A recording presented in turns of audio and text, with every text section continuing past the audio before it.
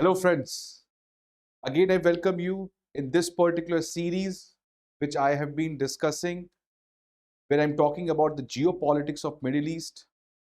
और उसी सीरीज के कंटिन्यूएशन में आज ये लेक्चर नंबर 3 है. तो lecture 1 was basically a kind of a trailer. Lecture 2, where I've talked about the schism in Islam, that is the division of Shia and Sunni. और ये शिया सुन्नी क्या है, कैसे ये बेसिकली डिवाइड हो गए दो फैक्शंस में, और कैसे ये जो डिवीजन है इस्लाम में, that has led to this whole proxy war which you see time and again in news, be in Syria, Yemen, Iraq, Lebanon. तो यही सीरीज के कंटिन्यूएशन में आज लेक्चर नंबर 3 है, जहां पे आज हम बात करेंगे ईरान और सऊदी अरेबिया के रिलेशंस के बारे में. और आपको पता है लास्ट लेक्चर में हमने देखा था कि जो ईरान और सऊदी अरेबिया की लड़ाई है, this is basically a conflict about who is the leader of the Muslim community. Iran, जहां पे मैक्सिमम शिया पॉपुलेशन रहता है, और सऊदी अरेबिया जहां पे मैक्सिमम सुन्नी पॉपुलेशन रहता है. और यही शिया और सुन्नी की वर्चस्व की लड़ाई है जिसमें दोनों कंट्रीज इन्वॉल्व हैं. और ये दोनों कंट्रीज डायरेक्टली नहीं लड़ते हैं, रादर ये दोनों कंट्रीज प्रॉक्सी वॉर में इन्वॉल्व हैं. प्रॉक्सी वॉर का मतलब ये किसी तीसरे कंट्री के किसी लोकल ग्रुप को सपोर्ट करते हैं. फॉर एग्जांपल, अगर हम बात करते हैं यमन में, तो यमन में एक तरफ हूदी करके ग्रुप है जिसको ईरान सपोर्ट करता है, एंड सिमिलरली वहां के बहुत सारे लोकल इंसर्जेंट्स हैं जिनको सऊदी सपोर्ट करता है, उनको वेपन्स प्रोवाइड करता है, उनको पैसा प्रोवाइड करता है. और ये दोनों सऊदी और ईरान तीसरे कंट्री लाइक यमन वहां पे अपने डोमिनेंस के लिए लड़ रहे हैं. और इसी चीज से पूरा मिडिल ईस्ट काफी सालों से परेशान, काफी बड़े ह्यूमैनिटी क्राइसिस से गुजर रहा है. Food insecurity, malnourishment, education, sexual violence against women, और ये सारे समस्याओं से मिडिल ईस्ट जूझ रहा. तो आज हम लोग बेसिकली देखेंगे कि ईरान सऊदी का रिलेशन कैसे इवॉल्व किया है. बिकॉज अभी आपको पता है कि रिसेंटली चाइना ने ईरान और सऊदी के रिलेशंस को नॉर्मलाइज करने का एक अटेम्प्ट किया है. बहुत सालों से जो ईरान और सऊदी ने अपने डिप्लोमेटिक रिलेशंस को बॉयकॉट कर रखा था, finally they have come together to talk to each other. तो इसीलिए ये पूरा क्या चल रहा है मिडिल ईस्ट में, बिकॉज अगर आप देखोगे मिडिल ईस्ट, तो इस मिडिल ईस्ट में पूरा ट्रांजिशन हो रहा है. पुराना जियोपॉलिटिक्स और आज का जियोपॉलिटिक्स में काफी ज्यादा डिफरेंसेस है. तो ये डिफरेंसेस क्यों हैं, उसको समझने के पहले हमें जानना पड़ेगा कि डिफरेंसेस है क्या. Because you can only understand the future और you can only understand the current when you are aware about the past. So that's why first of all I will try to make you understand about what is the basic point of confrontation or the tussle between Iran and Saudi Arabia. इसको हम लोग कल lecture में बात किए थे शिया सुन्नी के perspective से, उसी को थोड़ा सा और ज्यादा आज हम लोग यहाँ पे बात, तो सऊदी एंड ईरान रिलेशनशिप के बारे में हम लोग आज यहाँ पे. तो बैकग्राउंड आपको पता है, अगर हम लोग थोड़ा सा बैकग्राउंड की बात करें, तो सऊदी अरेबिया और अगर ईरान की बात करें हम लोग, तो जब कोल्ड वॉर का समय था, उस समय Saudi Arabia was not a good friend of US. Rather, Saudi Arabia had joined non-alignment movement in 1961. And on the other hand, Iran, जिसके साथ US का रिलेशन काफी खराब है, Iran was in fact a member of Western-led coalition to contain Russia. So Iran, देखो, on the other hand, was a part of Baghdad Pact, which included countries like Iran, Iraq, Pakistan, Turkey, and United Kingdom. And obviously, US was supporting this kind of alliance. तो जो आज का आप देखते हो Iran और US का लड़ाई और सऊदी और यूएस का प्यार, ये हमेशा नहीं था. तो ये अगेन चीज साबित करता है कि every relation in international politics is shaped by the existing world order. किस तरीके से ग्लोबल पॉलिटिक्स चल रहा है उस पर डिपेंड करता है दो कंट्रीज के बीच में रिलेशनशिप कैसा होगा. और यही चीज हमें यहां पे देखने को मिला है कि Saudi was not a kind of US ally during the time of cold war, unlike the Iran. लेकिन आज ये कंप्लीटली रिवर्स है. ठीक है, सो ये देख सकते हो आप द बगदाद पैक्ट जो 1955 में कोल्ड वॉर के समय साइन हुआ था। बेसिकली इसका लॉजिक ही था आपको रशिया को और जो यूएसआर का जो वॉर्सो पैक्ट था उसके अगेंस्ट इसको कंटेन करना। तो दिस वाज इट। इसके बाद देखो क्या हुआ, जो हमने कल भी डिस्कस किया था अपने सेशन में, ईरान का इस्लामिक रिवॉल्यूशन इन 1979। नाउ 1979 एक टर्निंग पॉइंट रहा मिडिल ईस्ट के जियोपॉलिटिक्स में, बिकॉज 1979 में इस्लामिक रिवॉल्यूशन आता है जहां पे उस समय रुहुल्लाह खमीनी ने उस समय के एग्जिस्टिंग ईरान के लीडर पहलवी साहब को सत्ता से भगा दिया, सत्ता से हटा दिया, because Pahlavi was a western pro person, he was a liberal person, and on the other hand Khomeini wanted to establish the Islamic Republic of Iran। और यहां से कंप्लीटली जियोपॉलिटिक्स आपका चेंज करता है। सो 1979 तक ईरान में एक वेस्टर्न प्रो पर्सन लीड कर रहा था जिसका नाम था पहलवी, रजा पहलवी। लेकिन 1979 में ईरान में इस्लामिक रिवॉल्यूशन आता है, उसके अंदर पहलवी को पावर से हटा दिया जाता है और रुहुल्लाह खमीनी को सुप्रीम लीडर ऑफ ईरान बनाया जाता है। This person is the Ruhollah Khomeini. और यहीं से जो यूएस ईरान की दोस्ती थी वो खत्म हो गई। यहीं से ईरान और सऊदी के बीच में टेंशन बढ़ गया। यहीं से यूएस सऊदी की दोस्ती अब स्टार्ट होने लगी। राइट, सो 1979 आज को अगर आपको समझना है तो you have to understand the historical year of 1979। Iran Saudi का प्रॉब्लम स्टार्ट होता है बिकॉज अब ईरान में इस्लामिक रिवॉल्यूशन आ चुका है। ईरान एक शिया मेजॉरिटी कंट्री है। Iran wants to be a leader of the Islamic community. तो सऊदी अरेबिया को लगा कि यार ये तो प्रॉब्लम है मेरे लिए, तो यहां से सऊदी यूएस का हेल्प लेके ईरान को कंटेन करना चाहा। So Iran Islamic revolution in 1979 brought down the Iranian monarchy and turned Iran into a Shia theocratic republic. आप जाके लास्ट सेशन में देखना, इसमें डिस्कस किया था what exactly it means Shia theocratic republic. Theocratic republic मतलब simply the head of state has to be a person of a particular religion.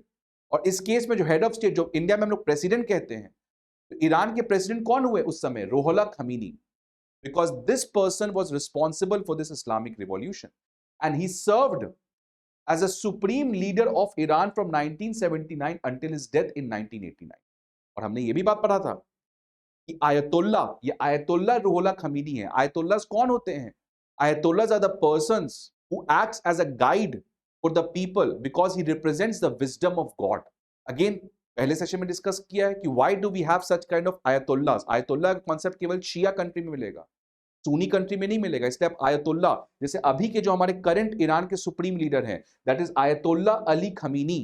तो again ayatollah, ये आपको सऊदी में नहीं मिलेगा। तो आयतुल्लास का जो कॉन्सेप्ट है हमने देखा था, एंड दैट्स व्हाई ईरान में आयतुल्ला अली खमीनी जो भी सुप्रीम लीडर होते हैं उनका बहुत ज्यादा बड़ा रिस्पेक्ट होता है और अथॉरिटी होता है, because these person represents the wisdom of the God, hence they enjoy a huge amount of power. ठीक है, तो he was the founder of the Islamic Republic of Iran and the leader of 1979 Iranian revolution. Iran joined the non-alignment movement in 1979। अब देखो, Iran जो कि एक western pro country था, Baghdad pact में यूके इनके साथ अलाइन था। अब जब ईरान का इस्लामिक रिवॉल्यूशन हुआ तो Iran started to pivot towards east. Iran started to pivot towards the global south. Iran started to pivot towards the countries like India. और इसलिए ईरान ने ज्वाइन क्या किया? Non alignment movement in 1979। और Saudi ने तो पहले ही ज्वाइन कर रखा था, बिकॉज सऊदी तो anyways during the time of cold war Saudi was not a great kind of ally of US, but the thing started to change after this particular year. ठीक है, and then finally अभी जो power में है ayatollah al Khamenei, and he has been the supreme leader of Iran from since 1989। तो he is the longest serving supreme leader in Iran. Now impact क्या हुआ इससे? इसी इंपैक्ट 1979 से Saudi started to pivot towards the west and deteriorating relationship between Iran and west. यहीं से Iran waste के बीच में प्रॉब्लम स्टार्ट हुआ और सऊदी और यूएस का रिलेशन बढ़ना स्टार्ट हुआ। This led to proxy war in Syria, Yemen, Lebanon. हम लोग ये सारे कंट्रीज को पढ़ेंगे कि सीरिया में क्या चल रहा है, येमेन में क्या चल रहा है, लेबनान में क्या चल रहा है। हर एक चीज पे वीडियो आएगा। सो लगभग 15 से 20 वीडियोस आपको इस सीरीज में देखने को मिले, क्योंकि मिडिल ईस्ट आज से 3 साल पहले कुछ और था और आज मिडिल ईस्ट जिस हिसाब से कॉन्स्टेंटली इसमें चेंजेस आ रहे हैं, तो ये आपको समझना बहुत जरूरी है, right? So that's why this has led to the proxy war in Syria, Yemen and Lebanon. ठीक है, उसके बाद US pivot to Saudi. That's what US also started to move towards Saudi because US wanted to contain Iran. ठीक है, and that's why US also started to pivot towards Saudi. So this is a kind of proxy war. देखो Syria में ये in fact Trump साहब का लिया गया, but now Trump is not in power, but ठीक है। तो दीज कंट्रीज आर फाइटिंग, तो इसी को कहते हैं प्रॉक्सी वॉर, कि सीरिया यहां पे ये दो बड़े पावर्स आपस की लड़ाई के लिए किसी तीसरे कंट्री को बर्बाद कर देते हैं। And that's why countries have been immediately suffering from this great power politics, because खुद तो लड़ नहीं रहे, ये लड़वा देते हैं किसी तीसरे कंट्री में कि आपस में तुम लोग लड़ते रहो। ठीक है, this is kind of a proxy fresh tensions. अब तो ये तो टेंशन हमने देखा कि ईरान और सऊदी के बीच में टेंशन तो शिया सुन्नी के टाइम से ही है। उसके बाद हमने देखा किस तरीके से टेंशन बढ़ा। अभी लेकिन जो फ्रेश टेंशन है, अगर मैं रिसेंटली कुछ इंपॉर्टेंट पॉइंट्स की बात करूं जहां पे बहुत दोनों का रिलेशनशिप प्रॉब्लम में आया था, सो इट स्टार्टेड सिंस 2015 जब मक्का में स्टैम्पीड हुआ एनुअल हज पिलग्रिमेज के समय, और कुछ लोग मरे भी इसमें। तो ईरान ने एक्यूज किया कि यार Saudi, you consider yourself as the leader of the Islamic community and you are so weak, you are so incompetent that you're not able to manage the annual Hajj pilgrimage, which is the most religious pilgrimage for the Muslim people. So Iran ने एक तरीके से Saudi को काफी ज्यादा back foot पिलाने की कोशिश की, which led to retaliation by Saudi Arabia, and hence Saudi Arabia ने ईरान के साथ सारा टाइज को कट कर दिया in the year 2016। और उसके साथ ही साथ सऊदी ने एक बहुत प्रोमिनेंट शिया लीडर, सऊदी ने बहुत इंपॉर्टेंट शिया लीडर निमर अल निमर को, जो कि क्रिटिक थे सऊदी गवर्नमेंट को और सऊदी के जो फैमिली थे क्राउन प्रिंस के, उसके अगेंस्ट थे, तो इनको एग्जीक्यूट भी किया गया। तो ये सब चीज चल ही रहा था कि ईरान बोला था कि यार आप पिलग्रिमेज तो मैनेज कर नहीं पाते हो, आपको बनना है इस्लामिक कम्युनिटी के लीडर। तो सऊदी ने रिलेशन कट किया और उसके कुछ ही महीने बाद उसने एक बहुत इंपॉर्टेंट शिया लीडर जो कि क्रिटिक थे सऊदी गवर्नमेंट को, उनको एग्जीक्यूट भी किया, जिसके रिटेलिएशन में तेहरान में, ईरान में प्रोटेस्टर्स जो थे वो सऊदी एम्बेसी के अंदर घुस के बहुत ज्यादा तोड़फोड़ मचाते हैं, which led to Iran now suspending हज पार्टिसिपेट। तो ईरान ने अपना रिटेलिएट किया, सबसे पहले सऊदी के एम्बेसी में प्रोटेस्टर्स घुस गए और साथ ही साथ एनुअल हज पिलग्रिमेज को कैंसिल कर दिया। और फिर फाइनली 2019 में आपको पता है कि जब सऊदी के इंपॉर्टेंट ऑयल फैसिलिटीज पे अटैक किया गया था from Yemen by the Houthi rebels, which are called to be or which are probably funded by the Iran। तो इसके बाद रिलेशनशिप काफी ज्यादा रिसेंट टाइम्स में रिलेशनशिप्स काफी डायरेक्टली कॉन्फ्रंट कर रहे थे दोनों एक दूसरे। और ये जो 2019 का अटैक था, उससे सऊदी को समझ में आ गया कि हमारे ऑयल इंफ्रास्ट्रक्चर पे काफी बड़ा अटैक हो सकता है। बिकॉज सऊदी का अगर तुम मैप देखोगे, ये आपका सऊदी अरेबिया और ये आपका येमेन है। हम लोग येमेन पढ़ेंगे आने वाले सेशन में कि येमेन क्या क्या चल रहा है, what is happening in Yemen. तो येमेन में क्या है कि हुदी रेबल है, हुदी HOUTHI, हुदी। अब ये जो हुदी इंसर्जेंट्स है जो येमेन में रहते हैं, they are supported by Iran because of Shia Shia connection. तो येमेन में शिया भी रहता है, सुन्नी भी रहता है। तो जो नॉर्दर्न येमेन है, जो यहां वाला येमेन है, जो सऊदी के साथ बॉर्डर शेयर करता है, ये प्राइमरली गवर्नड है, हुदी कंट्रोल करते हैं इसको। और हुदी है कौन? शिया। ठीक है, तो उसको सपोर्ट कौन कर रहा है? ईरान।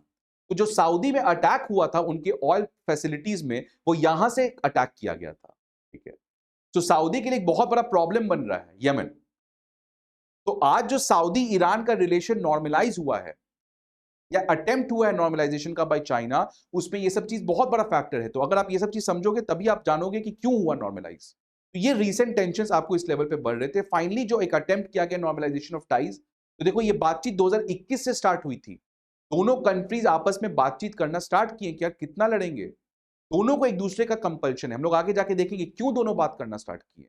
दोनों इतने बड़े दुश्मन रहे हैं, so what was the need? India Pakistan इतना बड़ा दुश्मन है, हम लोग बात ही नहीं करते आपस में। ये दोनों भी दुश्मन है, बट ये दोनों क्यों बात किए, क्या कारण था, ये सब चीज जानेंगे। बट पहले अब ब्रॉड ओवरव्यू लो कि ये हुआ क्या है। सो 2021 में Iran and Saudi Arabia started to talk. 2022 में आगे बात किए। 2022 में president Xi Jinping visited Saudi Arabia, और उसके बाद से फाइनली 2023 में दोनों कंट्रीज ने एग्रीमेंट किया yes, let us try or let us attempt to restore our broken relationship. और उसके अंदर reopening of embassies in each others country with in 2 months and resuming trade, investment and cultural accord. So that's what they agreed upon. And this whole peace treaty or the attempt to restore the ties was brokered by China. तो ये आपको आज मैंने बताया जो कल के continuation में था कि शिया सुन्नी हुआ, उसके बाद ईरान सऊदी का लड़ाई स्टार्ट हुआ, फिर कोल्ड वॉर के समय क्या हुआ, फिर 1979 में जब ईरान में इस्लामिक रिवॉल्यूशन हुआ उसके बाद क्या हुआ, और रीसेंट टाइम्स में कैसे ईरान सऊदी के टेंशंस बढ़े, लेकिन finally now they have come to a table where they are ready to talk to each other. तो ये तो हो गया आपका इंट्रोडक्शन. अब बात करेंगे कि ये जो चेंजेस आ रहे हैं, जो दो दुश्मन थे ये आपस में क्यों बात कर रहे हैं, क्या प्रॉब्लम्स आ गई, क्यों चाइना इनको बात करवाना चाह रहा है, यूएस कहां था इन पूरे बातचीत में, इंडिया पे क्या इंपैक्ट आएगा, इन सारे चीजों को अब हम लोग आने वाले सेशन. तो आपको मजा आ रहा होगा इस चीज को देखने में, बिकॉज काफी नए नए चीज आप इस पूरे वीडियो में सीखो, पूरे सीरीज में आप सीखो. ठीक है, तो आई होप कि आप इस चीज को लाइक कर रहे हो. अगले लेक्चर में हम लोग क्या डिस्कस करेंगे, let me tell you. I will be discussing कि ये सऊदी यूएस का रिलेशन, यूएस ईरान का रिलेशन. थर्ड, कैसे क्यों सऊदी ईरान आज बातचीत करने को तैयार है.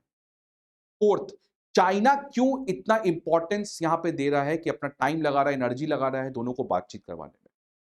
इस पूरे बातचीत से इंडिया पे क्या इंपैक्ट आएगा, ये सारे चीजों को हम लोग बात करें. ये लंबा सीरीज है, इसमें हम लोग अब्राहम एकॉर्ड देखेंगे, I2U2 देखेंगे, Yemen, Syria, Lebanon, Israel, Palestine, हर चीज मिडिल ईस्ट से जो इन्वॉल्व है, Arab League, OPEC, Gulf Cooperation Council, हर चीज we are going to cover in this.